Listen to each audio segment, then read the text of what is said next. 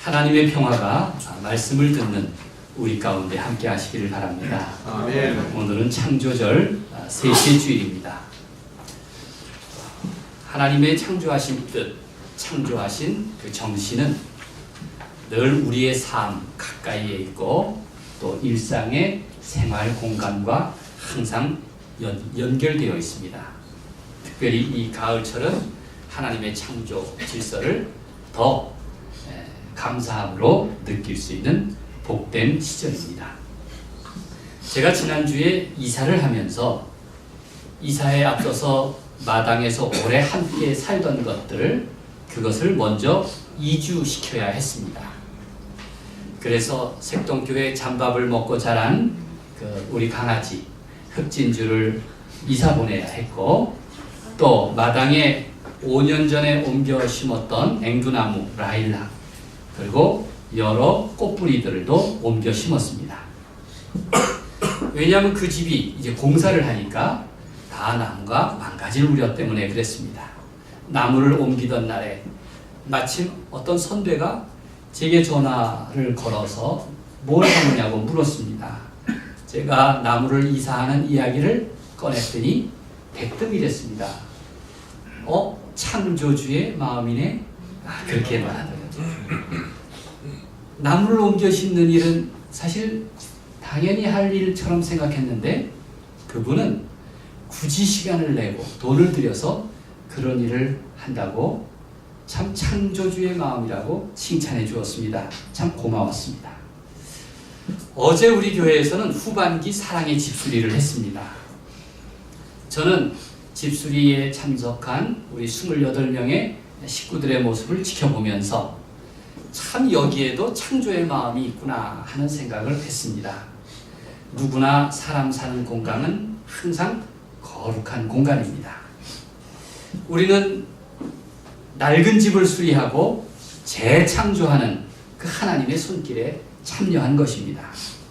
하나님께서 한 사람의 생명을 주실 때에 존엄하게 여기셨듯 한 인간에 대한 예의와 존엄을 부여하는 그러한 복된 작업이었습니다. 그 일에 참여하신 분들이나 마음을 모아주신 분들에게 깊이 감사를 드립니다.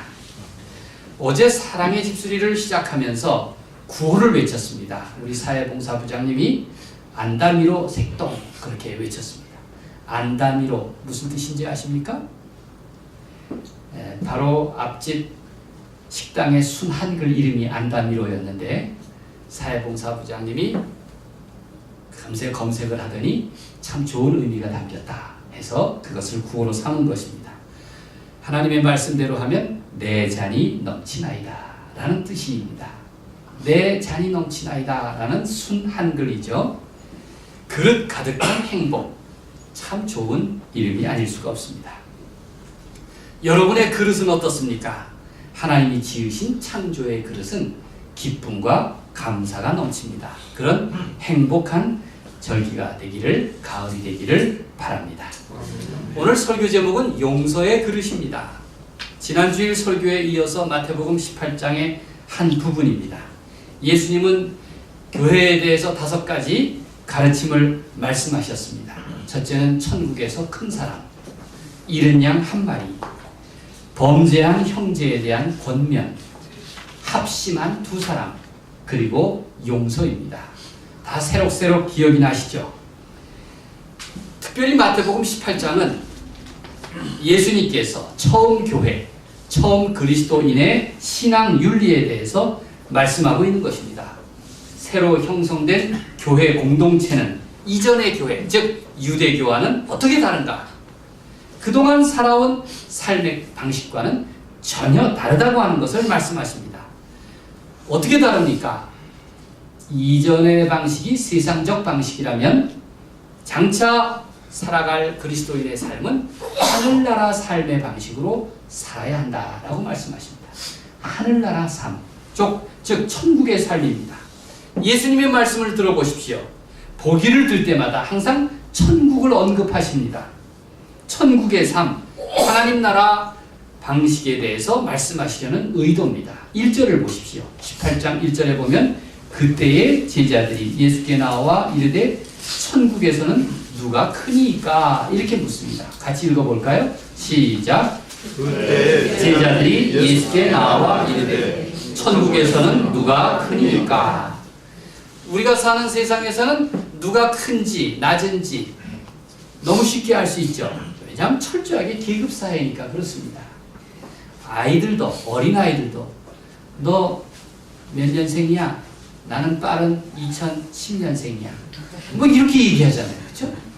아주 그냥 똑같이 생긴 아이들도 누가 나이가 더 먹었는지, 누가 몇 달이 더 빠른지를 가지고 계급을 따지는데, 사람들은 하늘나라는 어떨까? 묻습니다. 천국에서는 누가 큽니까? 그게 예수님이 말씀하신 이제 천국에서 큰 사람에 관한 말씀입니다. 또 18장 18절을 보십시오. 다 같이 시작.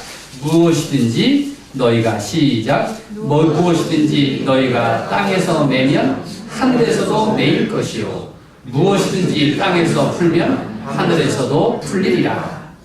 땅의 일과 하늘의 일이 무관하지 않다는 겁니다. 땅에서 매이면 하늘에서도 매일 것이고 땅에서 풀면 하늘에서도 풀릴 것이다. 그러니 땅에서의 삶을 제대로 살아야 하늘나라의 삶, 천국의 삶도 제대로 살 수 있다는 말씀 아니겠습니까? 제자들은 예수님의 이러한 천국 복음, 구원의 언약, 생명의 말씀을 들었습니다. 이제 어떻게 내 삶에 적용해야 할까? 내 삶에 적용하며 살까? 그 문제에 직면해 있는 것입니다. 여러분, 신앙생활은 결국 내가 하기 나름입니다. 목사가 잘하고 교회가 잘하고 이 문제가 아니라 결국 내가 하기 나름입니다. 나는 어떻게 주님의 말씀대로 그 믿음대로 살아야 할까? 이 시간 고민하시길 바랍니다. 예수님을 그리스도로 믿는 너는 그렇지 않은 남들과는 과연 무엇이 다르냐? 무엇이 다르냐? 지극히 작은 한 사람을 외면하고 또 두세 사람의 공동체를 소중히 여기지 않는다면 그건 18장에 있는 말씀처럼 천국 질서가 아닙니다. 우리 신앙을 뭐 보수적이네 개혁적이네 나누지만 보수적인 신앙 다르고 개혁적인 신앙 다를 수가 없습니다. 왜? 성경이 말씀하시기 때문에 그렇습니다. 성경이 말씀하시는 예수님의 가르침을 제 입맛에 따라서 저희 이해관계에 따라서 이렇게 저렇게 바꿔서는 안 됩니다. 오늘 본문은 바로 천국 복음과 연결되어 있습니다. 23절 말씀을 같이 읽겠습니다. 그러므로 천국은 시작. 그러므로 천국은 그 종들과 결산하려 하던 어떤 임금과 같으니. 결론도 마찬가지입니다. 35절. 나의 하늘 아버지께서도 시작. 나의 하늘 아버지께서도 너희에게 이와 같이 하시리라.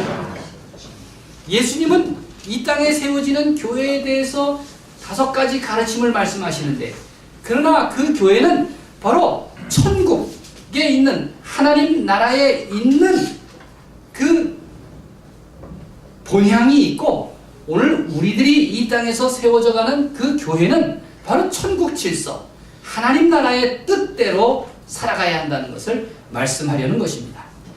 특별히 예수님은 오늘 본문에서 죄 지은 사람과 그를 구체적으로 용서하는 방식에 대해서 말씀하고 있는 것입니다. 하나님은 한마디로 자비와 용서가 많으신 그 사랑이시라고 말씀하고 있는 것입니다. 그러니 너도 하나님을 믿는다면, 하나님의 자녀라면 그 사랑을 따라라, 그 사랑을 따라서 하라고 그렇게 말씀하십니다.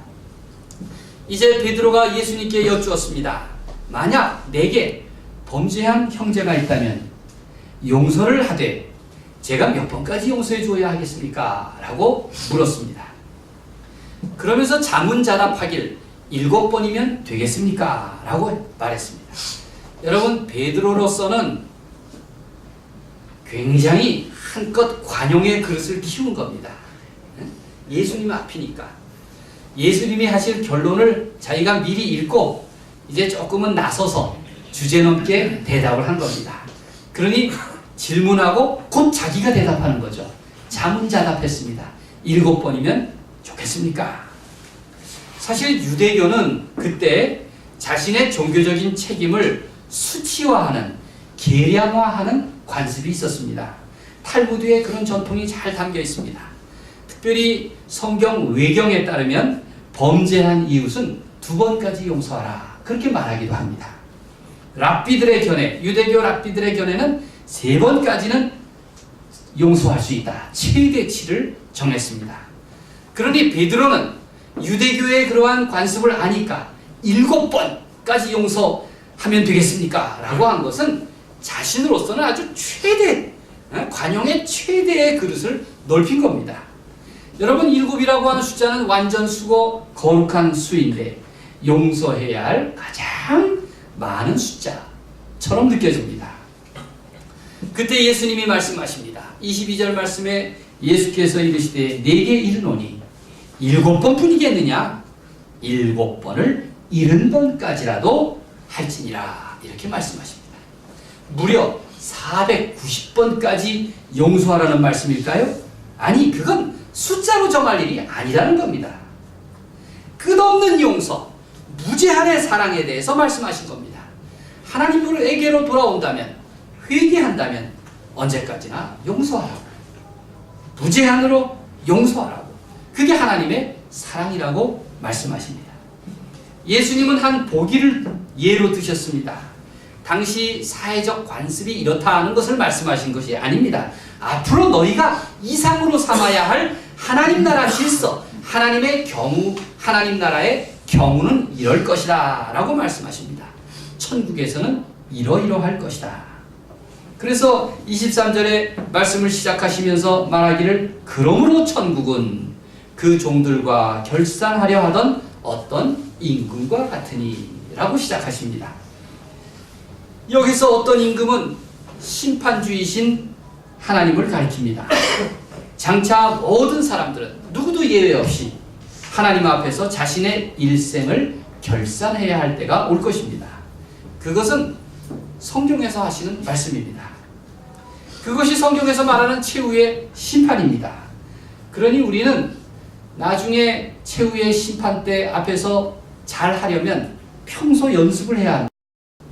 평소 내 생전에 하나님 앞에 서는 연습을 해야 합니다. 그래서 라틴어로 코람 데오라는 말이 있는데 하나님 앞에서라는 뜻입니다. 늘 코람 데오의 삶을 살아야 합니다. 하루를 열고 하루를 마칠 때 하나님 앞에서 하나님의 뜻을 묻고 자신의 잘못을 성찰하고 또 바른 삶을 결단한다면 그게 코람 데오의 삶입니다. 최후의 심판에 가서만 우리가 하나님 앞에 서는 것이 아니라 아침 저녁으로 날마다 순간순간 하나님 앞에 서는 연습을 할 때 최후의 심판이 뭐가 두렵겠습니까? 자, 예수님이 하신 예를 보십시오. 심판자이신 어떤 임금 앞에 10,000달란트 빚진 사람이 불려왔습니다. 10,000,000달란트 상상이 되십니까? 여러분, 무엇이든 보기를 좀 크게 들어야 이해하기가 쉽습니다.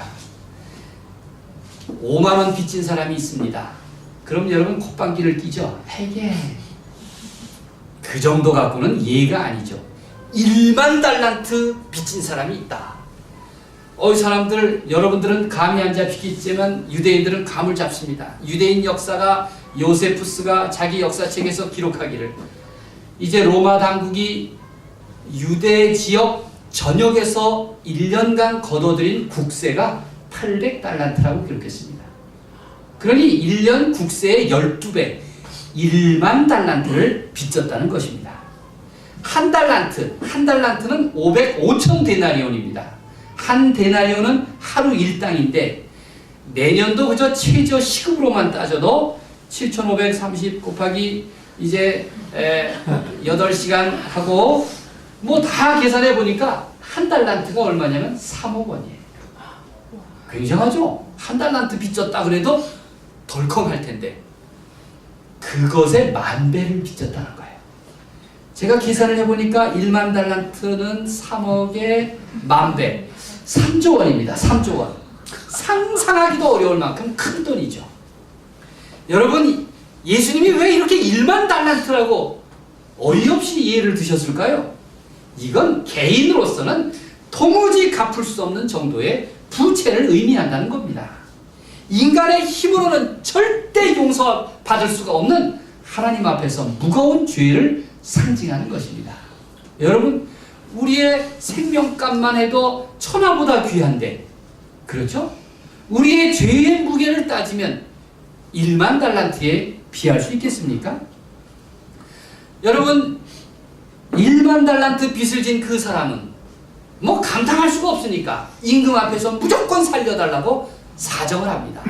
무조건 살려달라고. 그가 어떤 주인의 손해를 끼쳤는지 그 종은 임금 앞에 절하고 조금만 참아달라고 했습니다. 그러자 임금이 참 통도 커요. 통 큰 임금은 자비로운 마음으로 1만 달란트 빚진 종의 부채를 취소하고 면제해 주었습니다. 여러분, 이런 걸 은혜라고 합니다. 은혜. 여러분, 남들에게 뭐 100만 원 정도 가지고 은혜를 입었다 이런 얘기 하지 마십시오. 그건 약간의 신세를 진 겁니다. 여러분, 인간이 할 수 있는 그 신세를 은혜라는 말로 오버하지 마십시오. 은혜는 인간이 할 만한 것이 아닙니다. 오직 하나님만이 우리에게 베푸시는 거예요. 인간으로서는 도무지 감당할 수가 없는 그 은혜, 그 사랑을 성경은 말씀하려는 것입니다. 드디어 왕으로부터 자유롭게 된 그 종은 밖에 나와서 자기에게 빚진 동료를 만나게 됐습니다. 여러분, 임금 앞에서 죽었다가 살아나왔는데 자기에게 빚진 그 동료를 만났더니 반가웠겠습니까? 채무자는 남이 아니라 동료였습니다. 그런데도 그는 동료의 목을 잡고 빚을 갚으라고 했습니다. 여러분, 목을 잡는 행위는 채권자가 채무자를 감옥으로 재판으로 끌고 간다는 의미입니다. 그는 자기에게 빚진 자가 종이 아니었습니다. 이방인도 아니었습니다. 자기 동료요 형제였음에도 불구하고 모욕을 주고 폭행을 했습니다. 빚을 진 동료가 사정을 합니다. 엎드려 간구하였고 조금만 참아주면 갚겠다고 말했습니다. 아니, 도대체 동료지간에 얼마나 빚을 졌기에 저렇게 분풀이를 할까? 또 저렇게 엎드려 사정을 할까? 예수님의 비유를 살펴보니 100데나리온이라 했습니다. 여러분, 이제 계산하실 줄 알겠죠? 데나리온은 하루 일당, 하루 시급 7,530원 곱하기 8시간. 딱 계산이 나오지 않습니까? 그게 곱하기 100입니다. 100. 이 돈도 물론 작은 돈은 아닙니다. 3달 노동의 대가를 다 지불해야 겨우 갚을 수 있는 돈입니다. 그렇지만 그가 임금에게 탕감받은 10,000달란트에 비할 것은 아니죠. 동료의 100달란트는 100데나리온은 얼마나 소소한 푼돈에 불과한 것입니까? 보다 못한 그의 동료들이, 주변에 있던 동료들이 그 딱한 사정을 임금에게 고발을 했습니다. 임금은 그 사정을 듣고 분노합니다. 이젠 그를 불쌍히 여길 종이 아니라 악한 종이라고 부르면서 감옥에 가두었습니다. 임금님의 판단은 명확하고 현명합니다. 내가 너를 불쌍하게 여겼듯 너도 내 동료를 불쌍히 여기는 것이 마땅하지 않겠느냐? 처음에 임금이 1만 달란트의 빚진 자에게 내려준 부채 탕감의 근거가 도대체 무엇입니까? 무슨 빚을 갚겠다고 담보가 있었던 것도 아닙니다. 나중에라도 갚을 능력이 있을 무슨 신용이 있었던 것도 아닙니다. 그 큰 부채를 탕감해준 오직 유일한 근거는 자비였습니다. 1만 달란트 빚진 자에게 얘가 어떻게 그 빚을 갚겠나? 그러니 탕감해주자. 이렇게 임금의 자비 때문에 그는 완전히 자유로운 인간이 된 것입니다. 그런데 그의 문제가 무엇입니까? 자신은 자비를 입었는데 자기가 해야 할 자비는 베푸지 않았다는 데 있습니다. 무려 1만 달란트의 빚을 면제받았는데 겨우 50만 분의 1에 불과한 100데나리온의 빚 때문에 동료를 향해서 분노하고 모욕을 주고 결국 감옥에 가두지 않았습니까? 그가 받은 은혜는 헤아릴 수 없는데 그는 자기가 얻은 자비는 잊은 채 자기가 받을 두 채만 계산했던 것입니다. 여러분 성경을 들어보십시오. 야고보서 2장 13절은 이렇게 말합니다. 긍휼을 행하지 아니하는 자에게는 긍휼 없는 심판이 있으리라.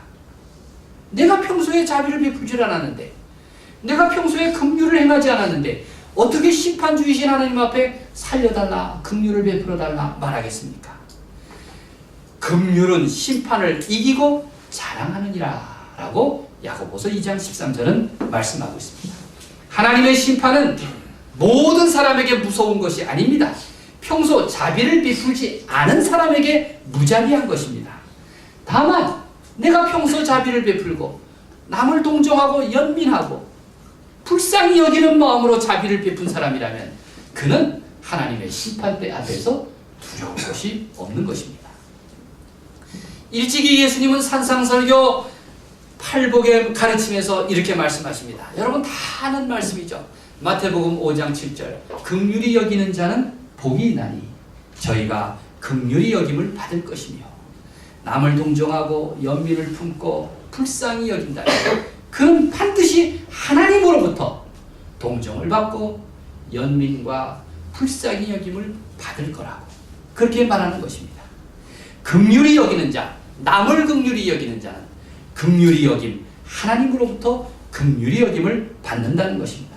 먼저 용서하면, 먼저 자비를 베풀면 하나님은 더 큰 사랑과 자비로 우리를 대해 주십니다. 예수님이 우리가 행여 긍휼히 여기는 마음을 잊을까봐 제자들에게 기도를 가르쳐 주셨죠. 우리가 주기도문을 암송할 때 5번째 간구가 무엇입니까? 이렇게 물으면 아무도 대답할 수가 없을 거예요. 5번째 간구가 무엇이냐면 죄의 용서입니다. 우리가 우리에게 죄 지은 자를 사하여 준 것 같이 우리 죄를 사하여 주시옵고. 영락없지 않습니까? 우리가 우리에게 죄 지은 자를 용서하듯 우리 큰 죄를, 우리 죽을 죄를 용서해 주시옵소서. 그렇게 늘 주기도문을 통해서 반복하고 또 반복하고 생활하고 습관화하라고 그렇게 말씀해 주셨습니다. 예수님은 날마다 주기도문을 드리는 너희도 이런 자비와 긍휼을 실천해라. 무엇보다도 용서하라고 말씀하십니다. 주기도문은 이렇게 우리에게 자비를 실천하도록 말씀하십니다. 그 기도를 할 수 있는 까닭이 있습니다. 먼저 하나님이 우리에게 자비를 베풀어 주셨기 때문입니다. 우리가 죄인임에도 불구하고 우리를 하나님을 아버지라 부르도록 하셨고 하나님께 기도드리도록 하실 수 있었던 것은 바로 하나님이 먼저 자비를 베풀어 주셨기 때문입니다. 물론 형제 사이라고 동료지간이라고 무조건 용서를 남발할 일은 아닙니다. 쉽게 자비를 이야기할 수도 없습니다. 모든 범죄를 다 용납하고 관용을 베풀려면 이 세상의 질서가 어떻게 되겠습니까? 다만 죄인이 자기 잘못을 깨닫고 회개해야 한다는 것입니다. 용서도 아버지 앞에 나와야 용서가 가능하죠. 그래서 예수님께서 누가복음 15장에 보면 집을 나간 둘째 아들 그 강자가 돌아오기만을 기다리셨다고 그랬어요. 집 밖에 나와서 그 아들이 나타나기를, 아버지에게로 돌아오기를 기다리지 않았습니까? 호세아서도 보면 하나님께로 돌아오라고, 그래야 인애와 정의로 사랑의 마음으로 그를 용서하신다고 그렇게 말씀하셨던 것입니다. 하나님의 용서가 없으면 과연 우리 중에 누가 견딜 수가 있겠습니까? 과연 창조주께서 우리에게 원하시는 마음은 무엇일까요? 예수님의 가르침은 세상의 윤리나 도덕과는 다릅니다. 용서의 능력은 흔히 말하는 인간의 톨레랑스, 그것 때문에 하는 것이 아닙니다. 사람의 노력은 충분하지가 않습니다. 한계가 있습니다. 내가 의롭고 제도가 선하다고 해서 항상 세상이 바뀌는 것은 아닙니다. 예수님은 모든 문제를 하나님과의 관계에서 풀고 있습니다. 왜냐하면 우리는 하나님을 창조주라고 고백하기 때문입니다. 사람은 누구든지 영락없이 죄의 지배 아래 놓여서 살아가고 있습니다. 사람의 의로움으로 해결할 수 있는 용서의 문제, 사람의 의로움으로는 결코 해결할 수 없는 그러한 용서라는 문제가 있습니다. 누구나 용서받아야 할 죄인이기 때문에 그렇습니다. 먼저 하나님의 자비와 정의에 순종해야 하는 까닭입니다. 하나님은 이미 우리에게 첫 번째 자비를 베풀어 주셨습니다. 그리고 이제 우리는 형제를 향해서 두 번째 자비를 실천하기를 원하십니다. 그것이 바로 용서의 복음입니다. 이것이 하나님의 사랑입니다. 100데나리온의 인간이 할 수 있는 100데나리온을 탕감해 줄 수 있는 그것이 인간이 할 수 있는 관용의 그릇이라면 1만 달란트는 인간으로서는 감히 엄두도 내지 못할 하나님의 무한하신 은혜의 그릇입니다. 두 그릇의 분량은 결코 비교할 수가 없습니다. 인간의 용서는 하나님의 은총의 무한하심을 어떻게 흉내라도 낼 수 있을까요? 다만 우리는 동정하면서 긍휼히 여기는 마음을 베풀면서 주님의 뜻에 겸손히 순종할 뿐입니다. 예수님은 말씀하십니다. 너희가 나를 따른다면 긍휼을 베풀어라. 너희가 천국을 염두에 두고 산다면 너희도 자비로운 사람이 되어라. 사랑하는 여러분, 그러기에 창조주의 사랑으로 기쁨의 그릇을 넓히고 또 심판주의 자비로 용서의 그릇을 확장해 나가십시오. 그런 것이야말로 진정한 그리스도인의 삶이요 감사하는 사람의 삶인 것입니다. 하나님의 자비와 사랑이 은혜를 구하는 여러분 모두 위에 함께 하시기를 간절히 축원드립니다. 기도하겠습니다.